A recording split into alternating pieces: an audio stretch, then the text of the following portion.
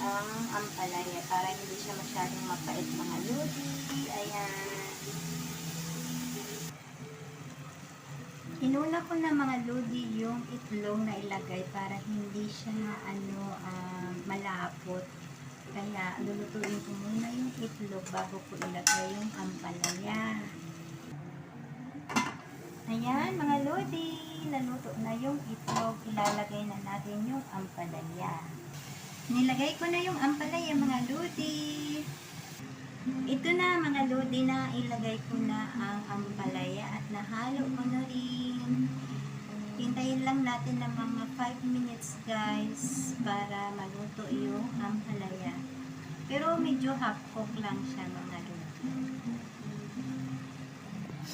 Ayan na mga lodi, ready to eat na. Kain tayo. Have a good day.